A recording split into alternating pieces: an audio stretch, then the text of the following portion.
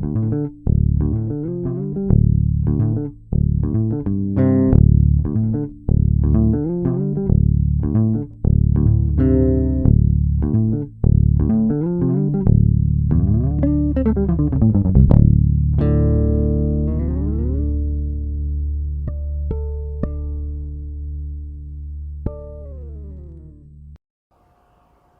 there, welcome to VMS Music Lessons for Bass Guitar. Rhythm is an integral function of all musical instruments, but for the bass guitar, rhythm is second in importance only to the drums. So as an aspiring bass player, it is vital that you begin to develop your rhythmical abilities as soon as possible.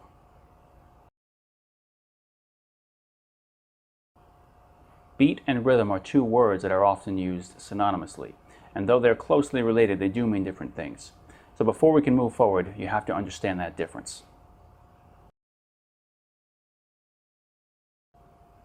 The beat is a constant, even, and unchanging tick that forms the foundation of music, much like the second-hand ticks of a clock. It is frequently counted off at the beginning of songs, perhaps by someone counting 1, 2, 3, 4, or maybe even a drummer clicking his sticks to the same amount. And that beat that they provide at the beginning of a song continues throughout the song and give structure to all that follows. Let me give you an example that might make this a bit clearer. If I play something like this, 1, 2, 3, 4, 1, 2, 3, 4, 1, 2, 3, 4. Those spaces perhaps give you a little greater insight into what the beat actually is, because even if I'm not playing something, the beat is still there, giving structure to everything that's played over it. Perhaps the way you should start to think of a beat is that a beat is not something you play, but it's something that you feel that should inspire what you play. As a beginner, you may have a difficult time trying to keep the beat steady, or you might even think you're doing a good job keeping it steady when you might be way off. So we're going to do something to make the beat a bit more obvious. We're going to give you something that's going to play over the beat. We call these devices metronomes, and the one I'm going to provide you with sounds something like this. So, try to use this metronome to guide your sense of the beat and keep you steady. You can count to it if need be, doing something like 1, 2, 3, 4. In contrast to the beat, the rhythm is what you play. But more than this, the rhythm is what you do in relation to the beat. So if I give you a beat, take note if you're playing with the beat, in between the beats,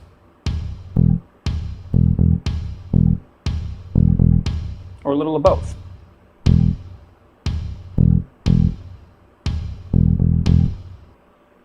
The distinction between beat and rhythm is subtle, but the important difference to remember is that a beat is what you feel and a rhythm is what you play.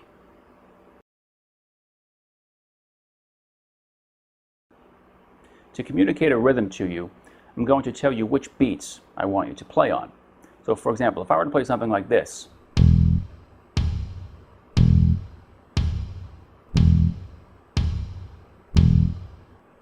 I could tell you to play on the first and third beats, or to hit on 1 and 3. So if I were to play it again when counting, it would be something like this. 1, 2, 3, 4. 1, 2, 3, 4. So if I would give you another example to say hit on 1, 3, and 4, you should know then, expect that it'll sound something like this. 1, 2, 3, 4. 1, 2, 3, 4. So this is what we call the count. A lot of systems will have you count everything, including the beats that you do not play, but I only want you to count or say the beats that you play. No matter what rhythm you're playing, it's a good idea to try and tap your foot as you play. It doesn't matter if you tap from heel to toe or toe to heel, or use your left foot or your right foot. I tend to mix it up a lot myself.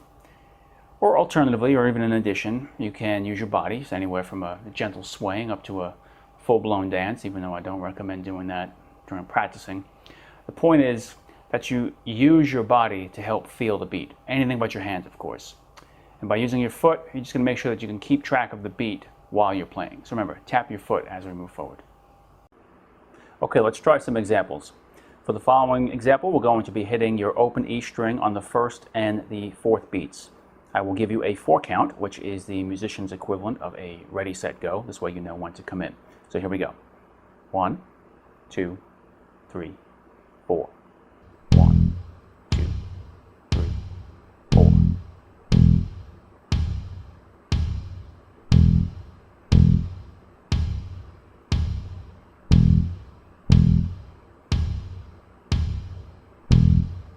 Small note about duration.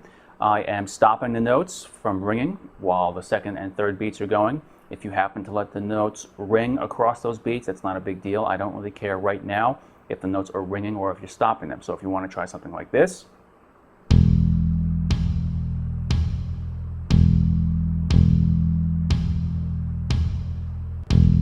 It's not a big deal because you're, in both examples, whether you're stopping the notes or you're letting them ring, in both examples, you're hitting on the first and the fourth beats, and that's all that matters right now. In time, that's a very important distinction, but right now it doesn't really matter. Going forward, with the next example, I am going to let the note ring, and in this example, we're going to only be hitting on the third beat. So again, I'll give you a 4 count, and we'll begin. 1, 2, 3, 4.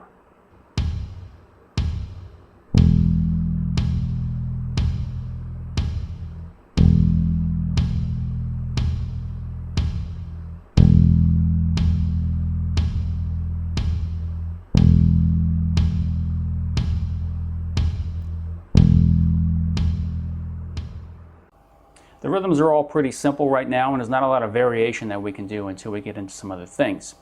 But what we're really trying to establish are just 2 points right now. 1, be able to count a rhythm, and 2, learn to tap your foot while you play. In other words, be able to understand rhythm and to be able to keep a beat while you play.